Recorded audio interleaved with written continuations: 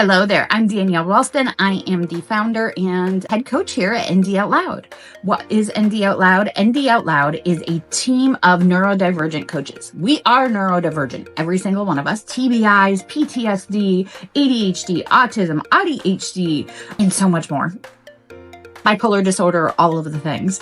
We also have a passion for supporting others like us, so you don't have to struggle like we did in our past. We have all taken trainings and certifications and all of that so that we can support you in living a better life and upgrading all of the things that are frustrating about your life.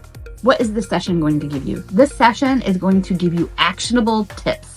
So yes, we're going to talk about our programs and all of the things that we offer, but I want you to walk away with something actionable for something that is overwhelming, frustrating, or just plain annoying you right now in your life. Or if you're a parent or a spouse of someone with neurodivergence, to help them as well. I want you to walk away with something today. So please sign up today for a free call. We can learn more about each other.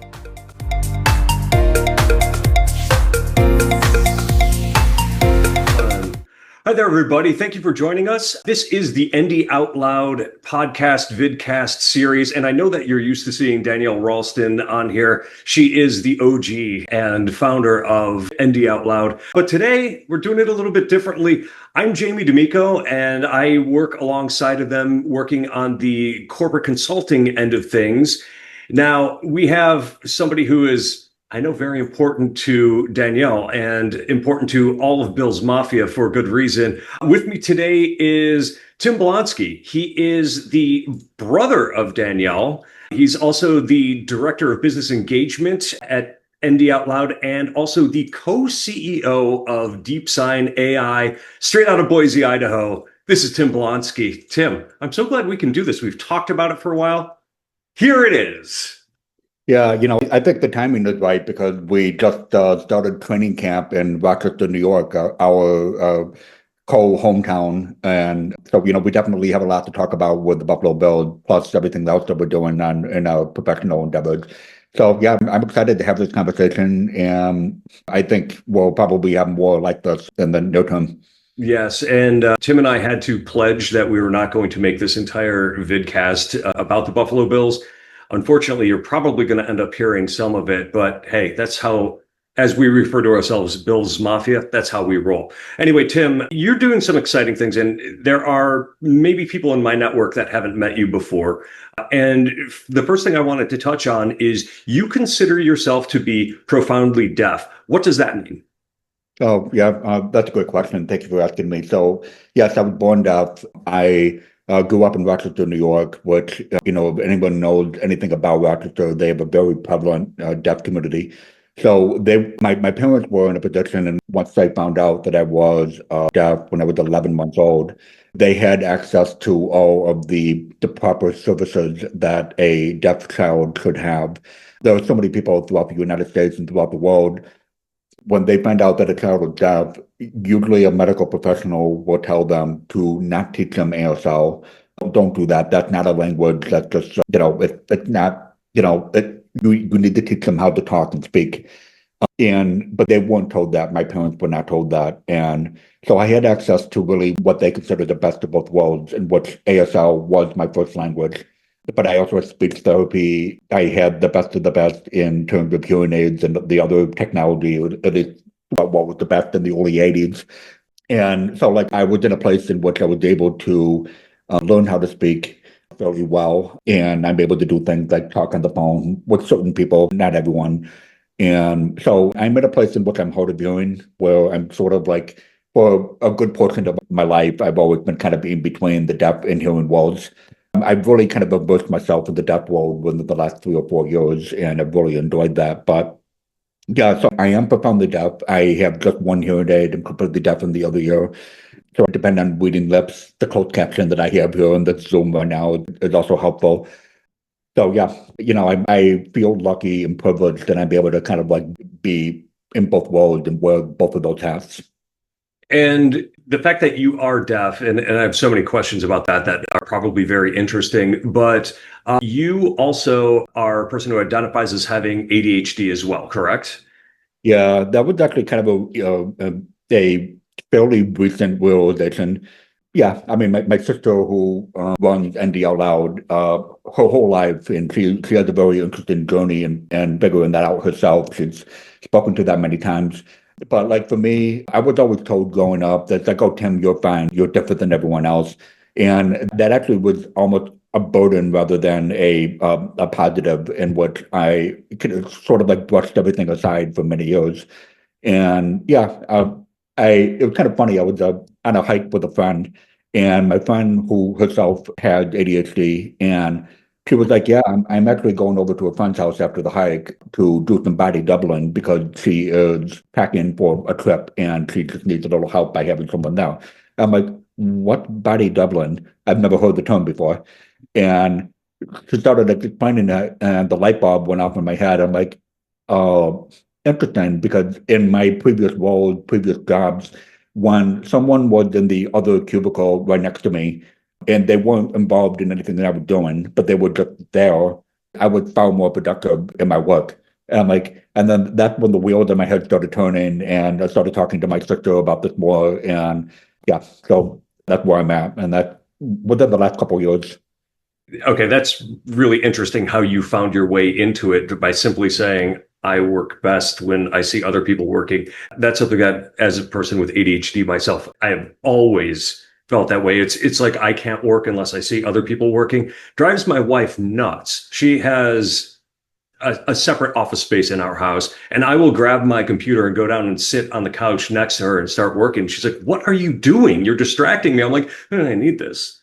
But, and I know that there's a lot of people out there that can relate to that. But your combination of ADHD and deafness together, you started working with people who are ADHD. This puts you in a very unique position, correct? Yeah, that's kind of how things started with me and Danielle. Danielle and I have had a unique sibling relationship where, we'll be in touch, and then we'll even go several months or years where we were not as much in touch for various reasons. Danielle and I have a very, very interesting upbringing and family drama, mental health, and all of that. No judgment in any of those realms, but we had a very complicated childhood. But like the light bulb went off in my head again several months after I kind of like figured out that I also have ADHD. And I started like thinking, I'm like, there are so many deaf people in the United States and throughout the world that are generally in the lowest socioeconomic background. And there are so many deaf people that don't work or just work very limited. And they just sort of reside to the fact that, I'm deaf, so that's why I can't be as successful as a hearing person, which is simply not the case. There are just so many incredibly talented deaf people within my world and throughout the whole world. And so I started thinking like, well, how many deaf people also have ADHD and are not where they could be in life because they just reside to, oh, I'm deaf, that's why I can't focus, or I have a hard time staying on task, and like all the things that are more related to the ADHD piece rather than the deaf piece. And then you add language deprivation to that, which so many deaf people suffer from. So like those are all factors where we started saying, hey, maybe we can be an outlet. So like that's what we're working towards. Wow. And how is that landing with the deaf community? So generally, like it's interesting that there's a lot of deaf content developers that are also just starting to talk about that piece of it. So we're starting to collaborate with some of them to get the word out about what ND OutLoud is doing, because like if you're talking about deaf people that are generally in the lower socioeconomic standing, they can't afford life coaching of $900 a session. I've seen some of the other competitors. So like what ND OutLoud is doing is sort of like the Netflix approach to providing life coaching and body doubling and group coaching and just peer-to-peer support. So we're really like we're still in the very beginning stages of it, but we have a lot of hope that we're going to be able to get a lot of deaf people to be a part of our platform. But then the deaf community is very small, so like once we get just several people that have some buy-in to this, we'll have the whole American deaf community within a very short period of time. And I do want to touch on that a little bit in that I mentioned that I work on the corporate consulting side of ND OutLoud, which referring to as ND Visionary Partners. What we're doing on this side is we are going into businesses and other types of organizations to really help them become more understanding and accommodating of people who are neurodiverse and how to make it really a more productive environment, because it becomes a very, especially large organizations, becomes a huge competitive advantage if you can keep great minds in your organization, and just by simply doing a couple of small things that make it a little bit easier for people, say with autism or dyslexia or deafness, to reside there. Now, something that we've talked about a little bit that I think is incredibly exciting is you don't let any moss grow under your feet. You're probably one of the busier people out there. I mentioned you are co-CEO of a company called DeepSign, and this is some very exciting stuff. You've been in that role it's been a number of months now. You were promoted into it for good reason, obviously. And please tell the people out there what DeepSign is and where it's headed. Yeah, thank you for asking. There's a lot of exciting hats that I wear. But I know Danielle won't be offended by me saying that this is the most exciting hat that I wear. Where I'm the co-CEO of DeepSign AI, and we are a sign language recognition company through AI. So what we are able to do, and we legit are able to do this, like we actually just had an internal deadline for a specific program that allows for the full translation of the whole language in ASL just a few weeks ago. And so we're in the process of doing the internal testing and talking to some potential collaborators and all that. And some of that stuff is a little proprietary, but what we're able to do with this is we are able to sign into a single camera and thousands of words and be able to have that converted into spoken English. So like you can imagine that American Sign Language is a 3D language. So it's multidimensional. Just even a slight of a hand or how you move your head or your body language can completely change the sign itself. So it is an incredibly complicated problem that we're trying to solve. We have a team of engineers in Europe and an American founder here that are all either deaf or no ASL, and are people that are really passionate about this. They have dedicated their whole lives in developing this technology. And so I am incredibly honored to be able to lead that effort. So we're in a place in which this can be used for, we've seen other competitors use this for captioning videos for social media, which is kind of fun, but to be able to sign ASL and have it converted to English and the caption within the social media video. Or it could be things like, you being able to go into a restaurant and go into McDonald's and order food in ASL and have that done without having to be able to write back and forth. Or, for those that are deaf that also have language deprivation, a menu and a kiosk is not something that is the most conducive. So this is going to increase accessibility across the board. Going to the pharmacy and picking up your prescription and just be able to say, hello, my name is Tim and my birthday is this, and be able to do it, boom, done. And then it goes well beyond that. The use cases are really innumerable. We have come up with more use cases than we have the bandwidth to be able to apply to with the tech. So we're in the beginning stages of it. We're at a place in which we have been very quiet deliberately. We are very deliberate in that case in which we don't want to make claims that we weren't able to keep, first of all. And second of all, we don't want to be a typical company in the tech space that comes out with a big announcement. Hey, we have this really cool thing, give us money because we have this thing that can change the world. And then when you actually do a deep dive in the actual tech, they haven't really developed anything. They're just saying that they're about to develop something, but they need the money first to be able to develop it. We really did the approach of self-funding ourselves until we get to a place in which we have something that we can actually solve, and then go from there. So we're if an investor wants to knock on our door, we may listen, we may not. It really depends on the right. We have the right investor. Or, we'll just keep going with what we're doing now. So we're not going to just open the doors for anyone. We're very particular about making sure that this is technology that's developed for deaf people first, period. The tech itself is something that the whole world wants eventually for various reasons, but that's not where we're going. We want to develop it for deaf people and by deaf people.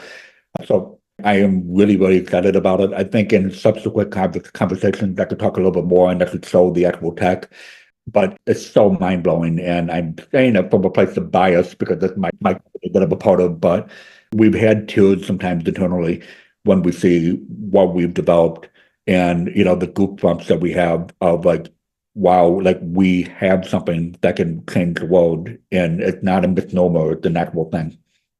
So I think that there's lessons to be learned here from a number of perspectives. But one thing I would like to ask you about, because this is, in fact, a podcast for people who are neurodivergent, you are a CEO. You are the co-leader of an organization, and you've been able to get there despite the difficulty that comes as having an ADHD brain, difficulty communicating.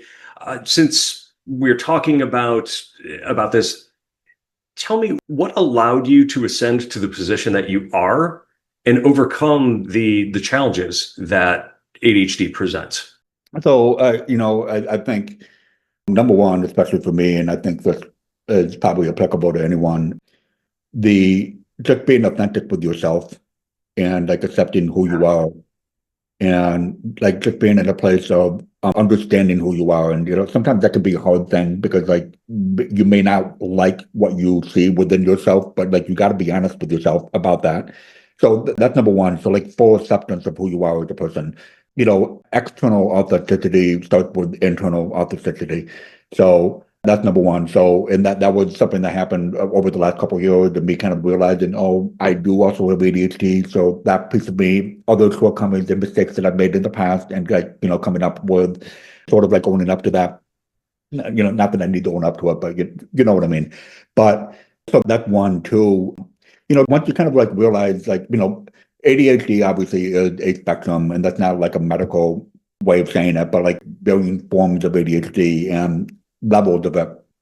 And so like my girlfriend, my life partner, also has ADHD, which kind of adds an interesting element to everything. But she herself would say that she has a more extreme form of ADHD than I do. I'm not medicated. She has all that. And the thing that I know as a result of being honest with myself and knowing that if I want to stay on task, there are certain things that I can do for a certain period of time that works well.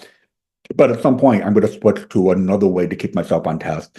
So, like, it's not a one approach to how to make sure that I'm, meeting all my appointments and completing all my tasks and all that. Self accountability and the accountability of my team. So, like one of the key things, this is something that's wonderful about ND OutLoud, where I'm sort of like leveraging my role in that to help me to be on task with everything else that I'm doing, which is really what ND OutLoud is about, is having accountability. So a place of I can go tell the team, hey, I'm really having a hard time today. Can you help me with, these three things that I need to get done? Can you follow up with me a few hours from now to make sure that I completed these tasks because I really want to make sure that I do.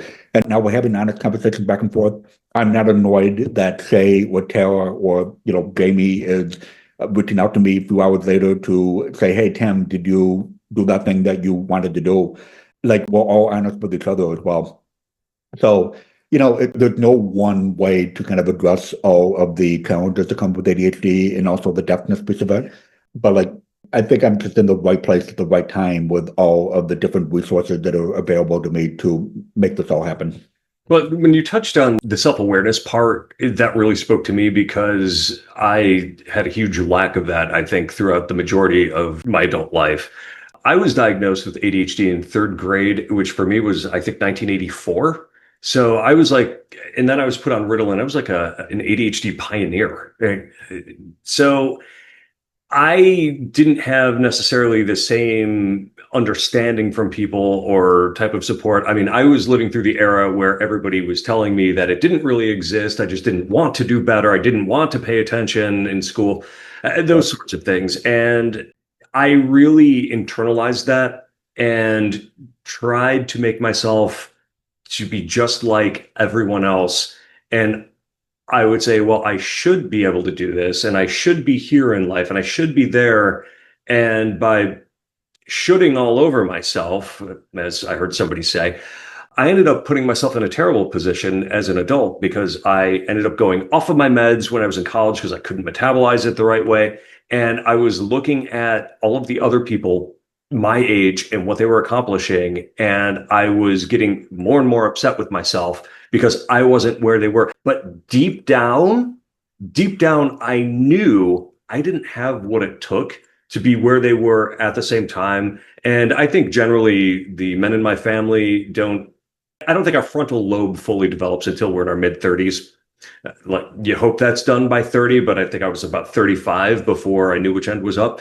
Anyway, it wasn't until I started embracing it a couple of years ago, about 3 years ago, and got remedicated for it that I started saying, okay, I now admit my brain does work differently than other people. And by having the wrong expectations of myself, I was dealing with far more of the mental health battles than I probably needed to. And I almost forced myself in that direction. With greater self-awareness, like my advice would be if you're 28 years old and you see your friends doing better professionally than you are, don't sit there and tell yourself, I'm failing. Say, my brain is different than theirs. I just haven't figured out how to maximize the value that my brain gives. And it takes time. Our society isn't set up for people with ADHD. So it takes time, but more than that, when you tap into the support the way you did, Tim, it goes a lot faster. And I just discovered ND OutLoud back, oh gosh, about 9 months ago. So like I could have been much farther ahead had I been tapping into the support that is around me and had the awareness sooner. So I realize I'm bloviating a little bit here, but I'm really glad you touched on that because I think that can really help a lot of people with understanding where they're at and tempering their expectations, or at least putting their expectations in the right directions. Yeah, absolutely. 100%. Yeah. So let's shift gears a little bit. We're from Rochester, New York. So interesting town. And I have to tell you, I went back to Rochester for the first time in a few years because of the pandemic and me moving to Boise. And so I went there last October, which is like the perfect time to go to Rochester. And one thing that really got to me, something that completely surprised me, because I went to Rochester with my older daughter and my girlfriend, my partner. And so like I was seeing Rochester through their eyes.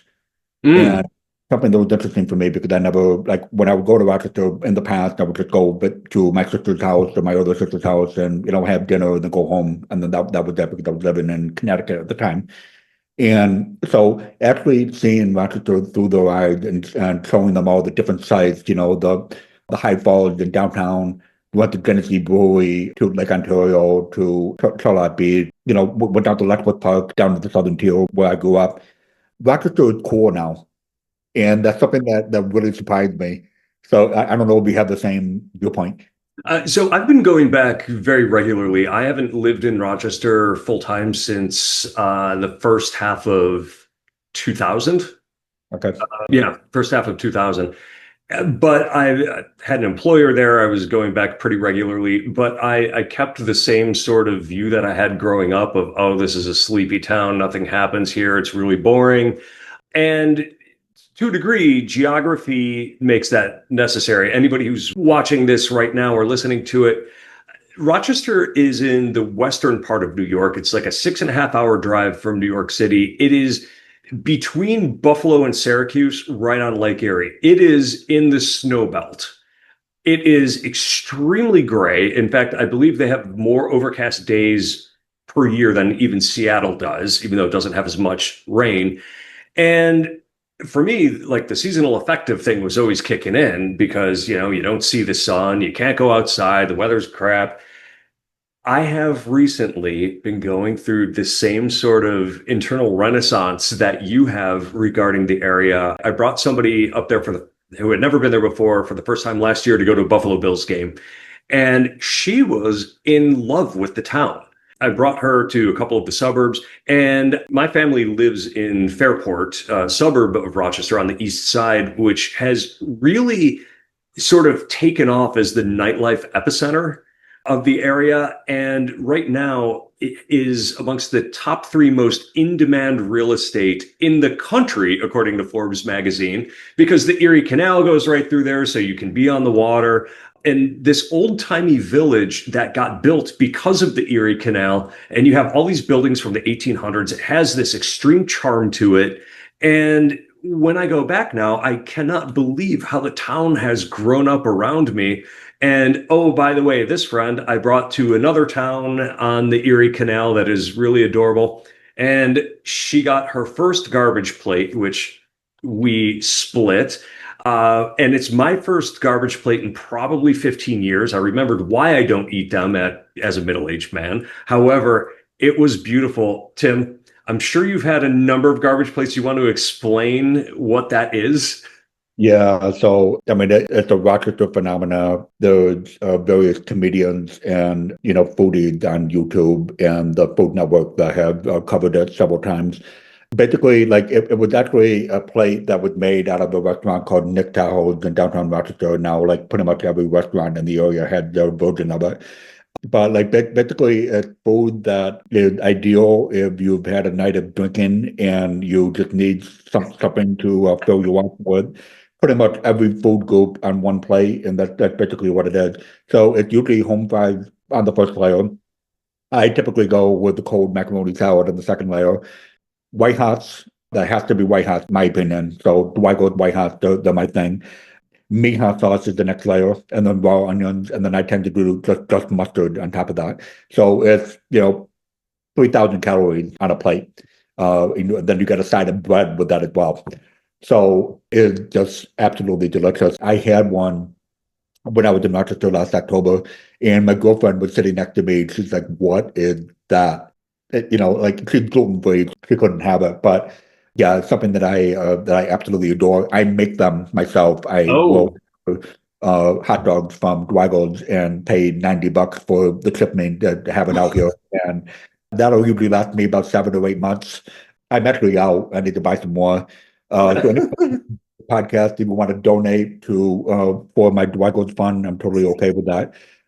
Yeah, so I love garbage plates, and I would say that, in my opinion, Aranda Heights has the best garbage plate in the Rochester area now. okay. Good to know. So there's a couple of Rochester phenomenons you just talked about that people are going to say, what? Number one is the white hot dog. Okay, Yeah, so the brand Zweigels does a white hot dog, and I believe, don't quote me on this, but I believe they are entirely pork products in that, and they don't use the dye, and I think they're spiced slightly different than the Red Hots. So they do actually have a slightly different flavor. Specific to Rochester, everybody says, oh, that sounds disgusting, but they're shaped like sausages, and they're amazing when you throw them on the grill and you get those grill marks on them. Yeah, it's excellent. But the other thing is the meat-based hot sauce, which is there's ground beef in this hot sauce, which is extremely interesting. And whenever you cook it up, you wait a little while and the grease just completely separates out of it and is up on the top. But it's something very unique. And I actually encourage anybody watching this to look up a recipe, because in addition to being spicy, there's some brown sugar in it to sort of offset that spice and really deepen the flavor. And now I do my garbage plates different. I get the cheeseburgers on top, but I definitely go with the macaroni salad and the home fries next to each other. Yeah, the cheeseburgers on top with the hot sauce. They throw diced onions on it. They automatically put mustard on it. I usually put a little bit of ketchup on the side. I know other people just drown it in that. And this is such a cultural phenomenon in Rochester that the AAA baseball team, the Rochester Red Wings, which are the top affiliate of the Washington Nationals, they have an alternative jersey where they are the plates yeah, for game out of the year, where they literally put an illustration of the garbage plate on their hat and their jerseys. yeah. I It went back. doesn't look advertising. Yeah, yeah. It's I know it doesn't look good, but it tastes good. It really does. Yes, it is the ultimate late night food, even more so than I would say White Castle, which can be found in the Midwest. Anyway, anything else on your mind, Tim? Yep. Yeah. Buffalo Bills. So I'm wearing my Stevie Johnson jersey. So he was like my favorite player during the dark ages of the early 2000s to the 2017, 2018. So, like I would tell people that, there was so many years of the playoff drought that it could get a driver's license. It was that long. So, like, we lived through the dark ages where I was questioned often as I was living in New England. It's like, why are you a Bills fan, when the Patriots were good at that point? And that always used to annoy me. But I would wear the jersey proud because, the Bills Mafia is not so, it is about the team. It is, but like, it's a culture. It's really, it's embedded in you to the point that, like, it's almost as if something's in the water. Like, it's something that is, like, it's ingrained in you. So like even when they were bad, we would still start off the stadium, which like was always incredible to me. You would even have people that Bills fans that would travel to other stadiums when they were bad and Hmm. take that stadium. So I'm really proud to be a fan, and I'm really proud to be a part of Bills Mafia because like it's not just so much supporting the team, it's also a charitable organization that has helped so many people in the past. There's so many stories about so like where a fan base it actually makes a difference. Hmm. And when you mentioned that there's a gentleman named Del Reed who is the one who actually owns the term Bills Mafia accidentally. He owns a t-shirt company and often leads the charge for raising funds. In fact, monthly, they do specialized t-shirts to raise money for children with cancer. And the Bills Mafia is renowned for raising money for causes. So if something bad happens to a player on another team, they will start donating money to that player's charity. And through the years have raised hundreds and hundreds of thousands of dollars for charitable causes that are related to other fan bases. It's how they do it. It's a community that comes together to help people despite the fact that they are some of the craziest people in the parking lots, partying before games, crashing through tables, beating each other up, doing shots out of bowling balls.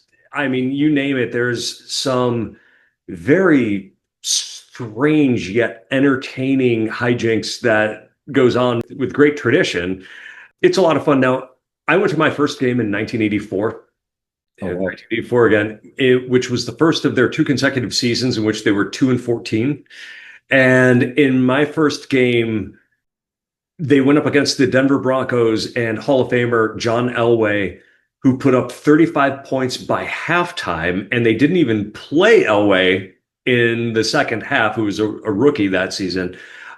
The Bills lost 35-7, and that cemented my fandom right then and there. How could I get into a team that was that bad? Well, it became worth it for a few years. But Yeah.